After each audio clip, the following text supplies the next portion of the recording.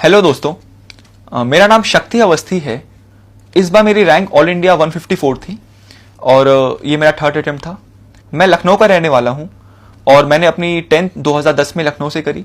उसके बाद मैंने 2014 में बीआईटी मेसरा रांची से सिविल इंजीनियरिंग कंप्लीट करी और फिर मैंने कुछ टाइम नौकरी की और इस बार मैं फिर से सेलेक्ट हुआ हूँ। ये वाला वीडियो मैं बना रहा हूँ क्योंकि मैं 3 इंटरव्यू दे चुका हूँ अपने तीनों अटेम्प्ट में। पहले अटेम्प्ट में मेरे मार्क्स आए थे 151 जो कि अच्छे नहीं है। अगली बार मेरे मार्क्स आए 160 जो कि फिर से एवरेज है और इस अटेम्प्ट में मेरे मार्क्स आए हैं 190 जो कि काफी बड़ा इंप्रूवमेंट है पिछले बार से, क्योंकि इस बार मैंने कुछ नई चीजें कोशिश की करने की जो कि शायद मेरे काम आ गई। ये इसलिए भी जरूरी है क्योंकि मेरा 160 भी मुझे जिस बोर्ड ने दिए थे पिछली बार, मुझे उसी बोर्ड ने इस बार 190 मार्क्स दिए। यानी कि कुछ चीजें जो शायद मैंने नई करी हैं वो काम आई हैं और इसलिए ये पर्टिकुलर वीडियो थोड़ा रेलिवेंट हो जाता है, स्पेशली उन लोगों के लिए जिनके इंटरव्यू में मार्क्स नहीं आते। और लोगों के बहुत अच्छे मार्क्स रिटन में आते हैं, अच्छी पर्सनैलिटी होती है, फिर भी कुछ मार्क्स रिटन इंटरव्यू में नहीं आते।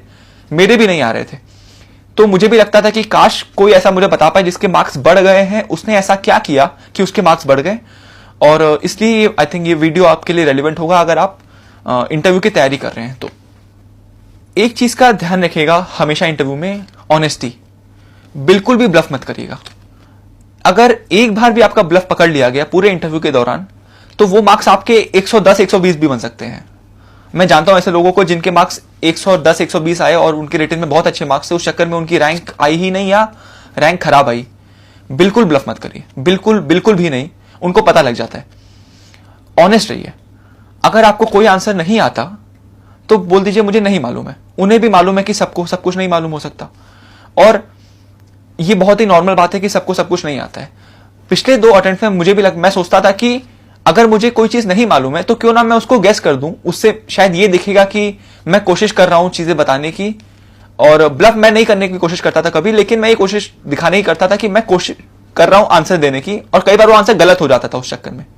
इस बार मैंने सोचा कि मैं नहीं आता बोल दूंगा नहीं आता, मैं गेस वर्क वाला काम करूंगा ही नहीं।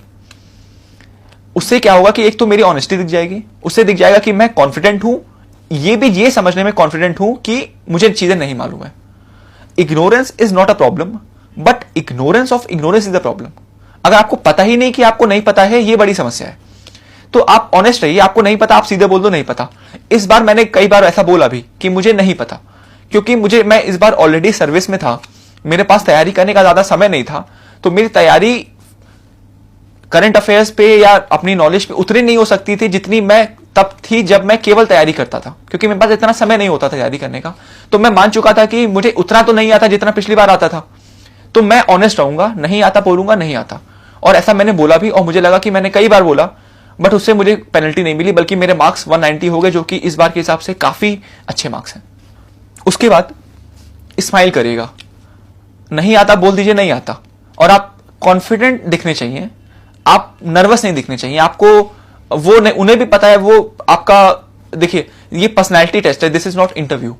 ये कोई डिबेट नहीं है, कोई इंटरव्यू नहीं है, ये आपका पर्सनैलिटी टेस्ट है। वो आपकी पर्सनैलिटी चेक कर रहे हैं। वो देख रहे हैं कि जब आप नौकरी करने जाएंगे किसी डिस्ट्रिक्ट में, आपके पास बहुत सारी समस्याएं आएंगी जिसमें आपको इम्प्रॉम्प्टू रिएक्ट करना होगा। अगर आप रिएक्ट सही नहीं कर रहे चीजों पे जब आप फंस गए हैं, तो एक आप अच्छे डिस्ट्रिक्ट में आप कैसे काम करेंगे। तो आप स्माइल करिए, आप कॉन्फिडेंट रहिए और नर्वस मत होइएगा बिल्कुल भी। और ये आप मॉक इंटरव्यूज देंगे तो आपको पता लग जाएगा। आप कोशिश करिएगा कि वहां भी नर्वस ना हो और आप वो आदत में बना ले। और इन जनरल भी अपनी लाइफ में भी आप चीजों पे अपने पे भरोसा रखिए। भरोसा रखेंगे तो वो आपके इंटरव्यू में भी रिफ्लेक्ट हो जाएगा। उसके बाद धीमे धीमे बात करिए। आप अपना बात करने का टेम्पो धीमे धीमे रखें, स्लो रखें। कुछ लोग होते हैं वो चीजों को जल्दी जल्दी बोलते हैं। थोड़ा इसलिए वो लोग आमतौर पे जल्दी जल्दी बोलते हैं क्योंकि उनको काफी आता है और वो सब कुछ बताने की कोशिश करते हैं। जब वो सब कुछ बताने की कोशिश करते हैं तो वो कोशिश करते हैं कि मैं जल्दी जल्दी बोल दूंगा ताकि सब कुछ कन्वे हो जाएगा और मैं अपनी सारी बात बता सकूंगा।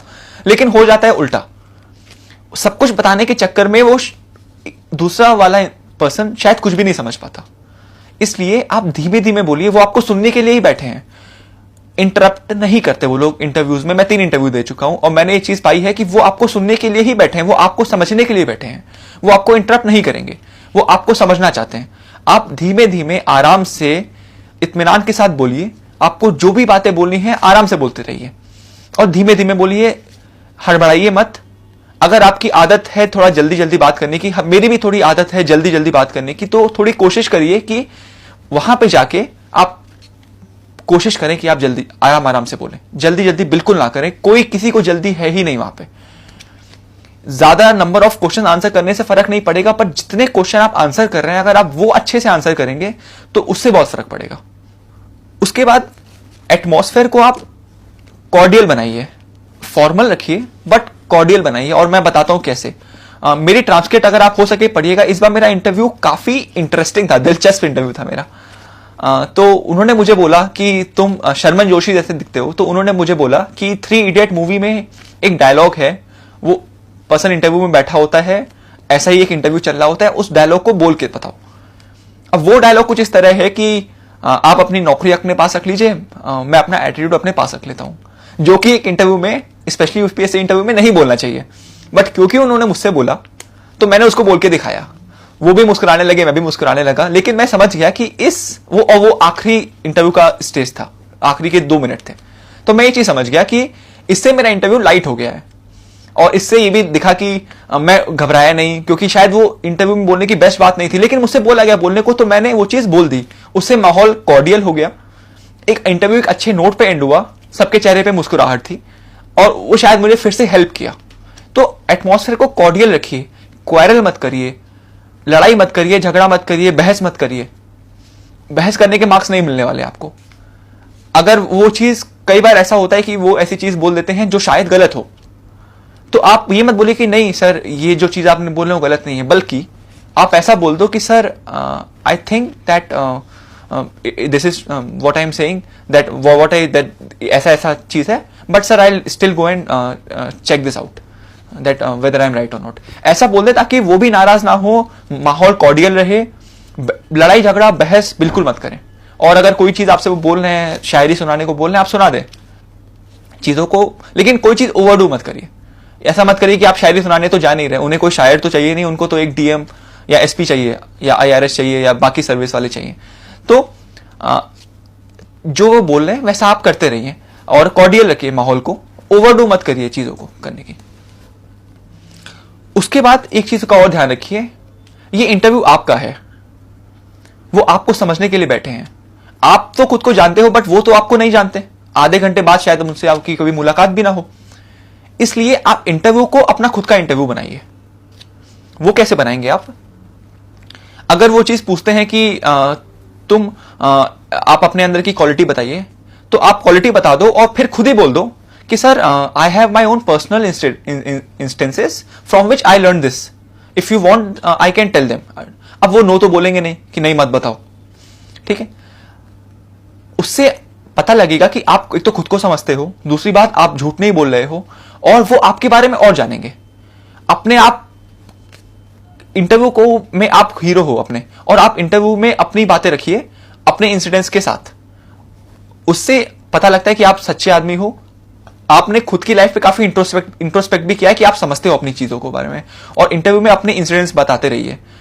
कुछ क्वेश्चंस ऐसे होते हैं जैसे कि why do you want to be a civil servant.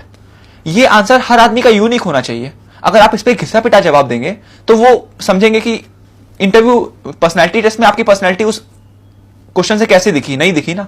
अगर आप बोलते हैं कि नहीं मैं इसलिए ज्वाइन करना चाहता हूं कि काफी डाइवर्सिटी है, मुझे ग्रास रूट पे काम करना है, इसमें आपकी पर्सनैलिटी कहां दिखी? और वो इंटरव्यू ले रहे हैं ताकि वो आपकी पर्सनैलिटी समझना चाहते हैं।